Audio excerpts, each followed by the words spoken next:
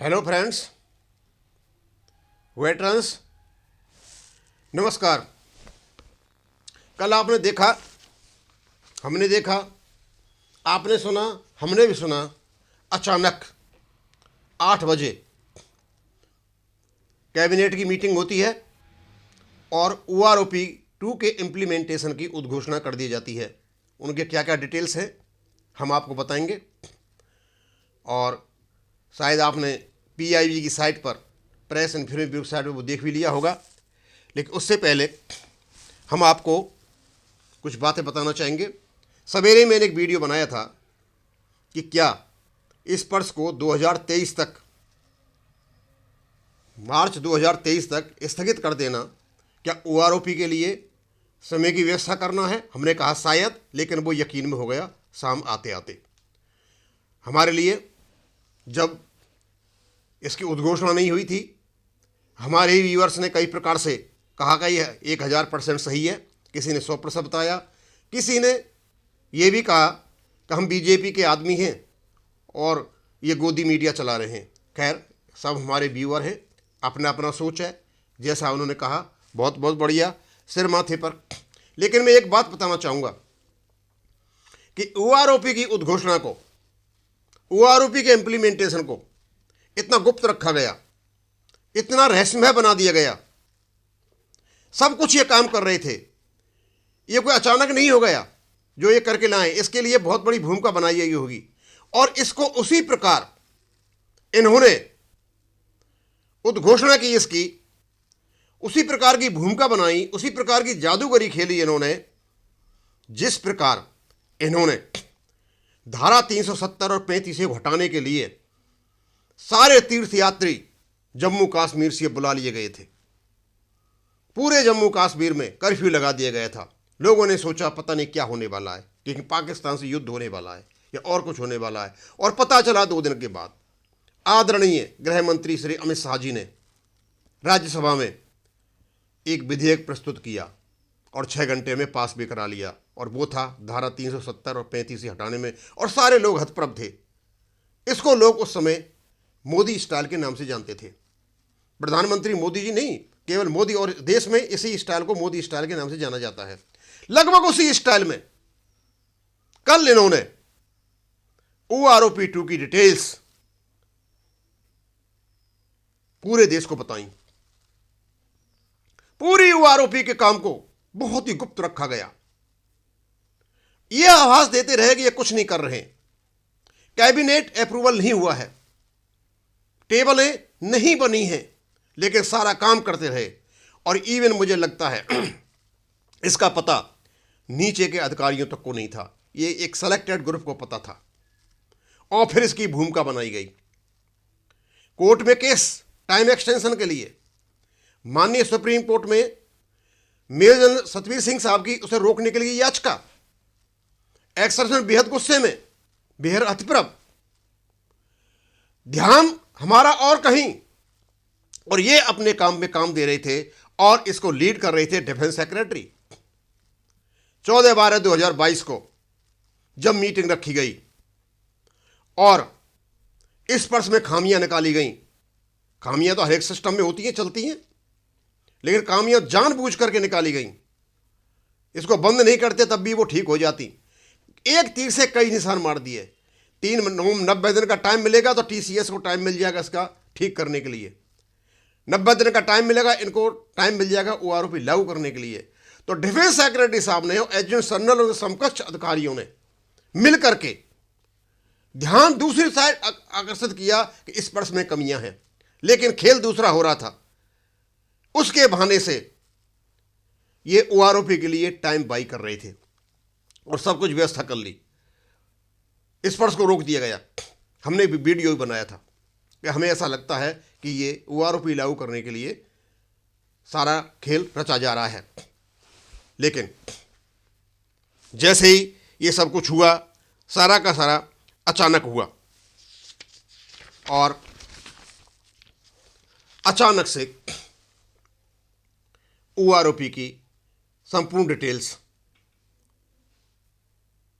PIB पर आ जाती हैं। आज तो न्यूज़पेपर में भी काफ़ी कुछ आ जाएंगी।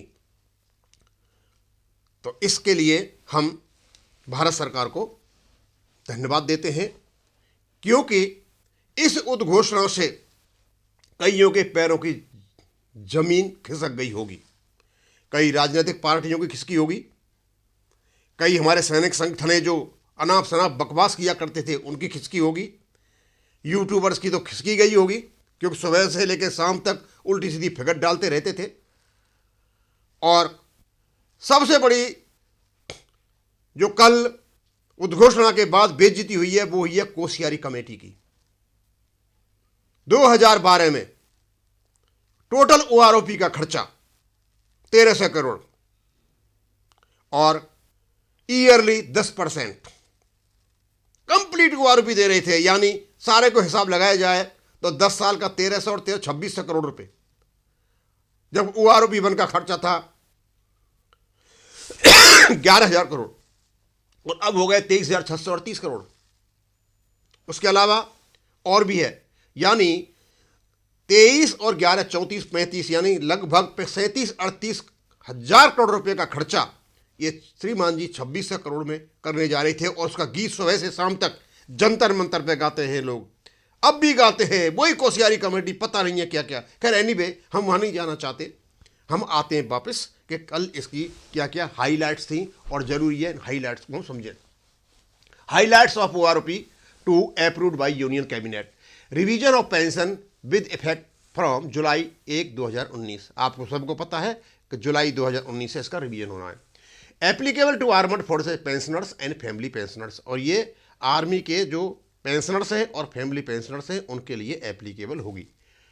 Armed forces pensioner retired up to June 30 2019 to be covered, 30 जून 2019 तक जो रिटायर हुआ है उस पर यह लागू होगी।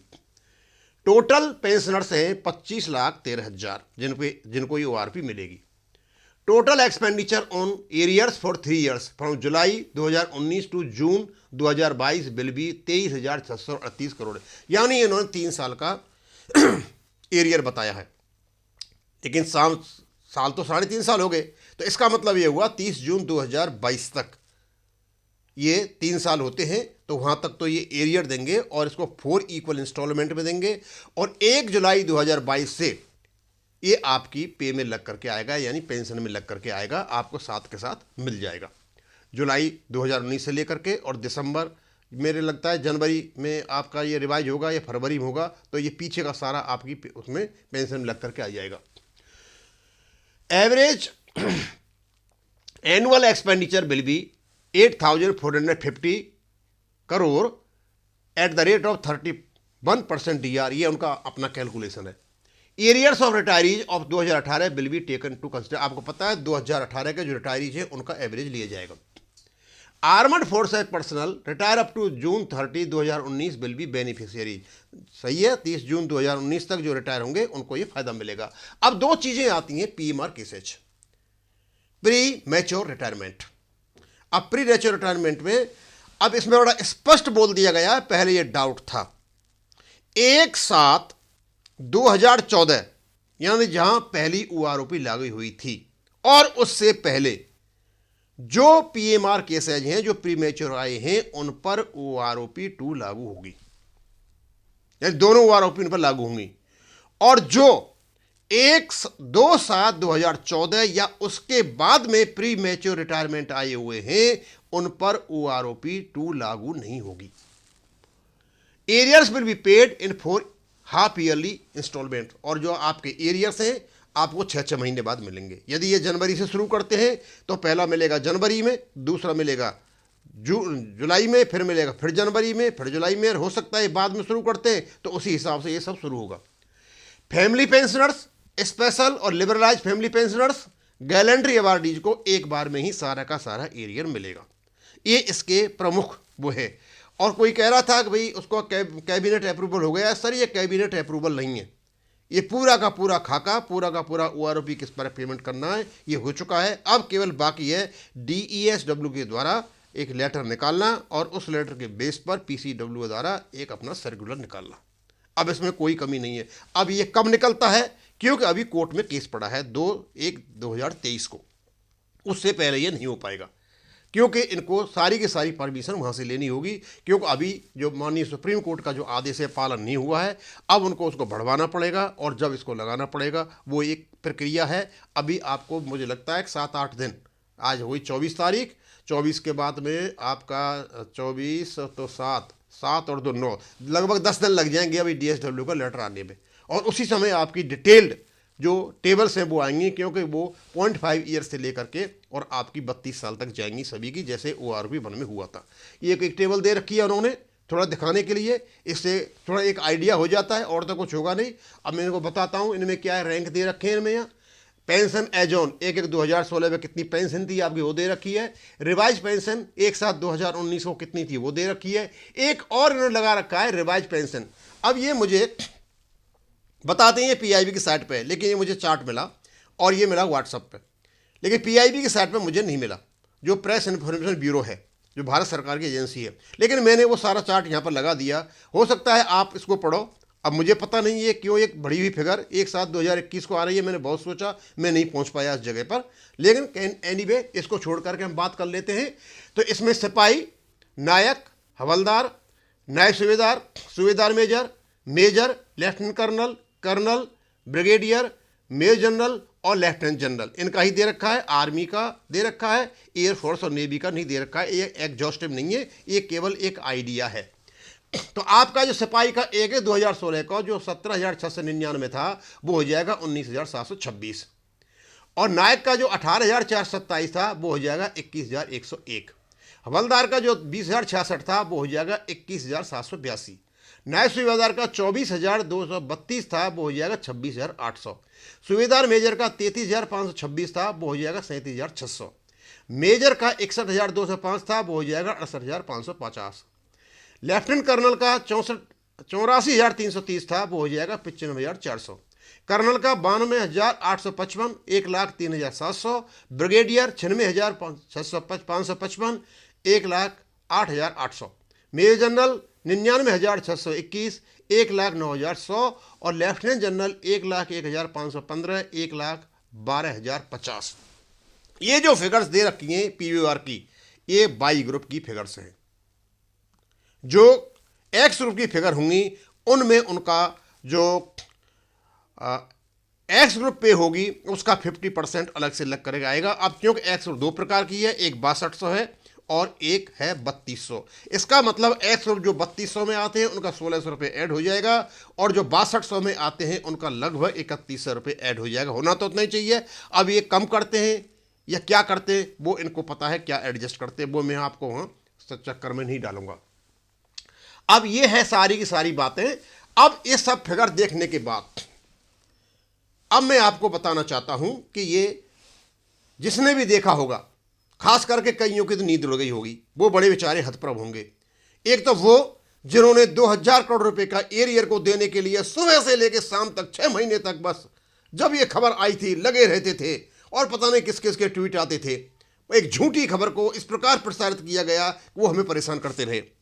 एक और ग्रुप है जो कहा करता था कि सिपाही से लेकर के हवलदार तक 1,000 से लेकर 1200 ग्रुप तक फायदा होगा। JCOs को अंडा मिलेगा। भैया अंडा नहीं है, बच्चे मिल रहे हैं। और यूट्यूबर्स जो सुबह से लेकर शाम तक पता नहीं कहां कहां से अपनी फिगर लेकर के आते थे, इस फिगर को देखने के बाद थोड़ा शायद उनको शर्म आएगी कि उस प्रकार की झूठ नहीं बोला करते हैं। अब मैं जब पूरी फिगर्स आएंगी उससे ही पता चलेगा। हम इस सब के लिए भारत सरकार को धन्यवाद देते हैं, क्योंकि अभी कोर्ट में केस पड़ा हुआ है। इधर से मेजर जनरल सतवीर साहब की याचिका लगी हुई है। इस सब के बीच में ये धमाका करना, ये जादूगरी करना, इसको अब तक रहस्य बनाए रखना, ये कुछ ही लोगों के बीच में होना, ये जानबूझकर किया जा रहा था। और ये से इन्होंने अपने सारे राजनीतिक प्रतिद्वंदियों को पटकरी मार दी है। और जिसको मारी है ये तो उनको पता है कि क्या क्या होगा। पता नहीं लोग क्या क्या आस लगा करके बैठे हुए थे और यहां दूसरा ही खेल खेल दिया। इसी को कहते हैं मोदी स्टाइल। हम उनको नमन करते हैं। धन्यवाद। Thank you.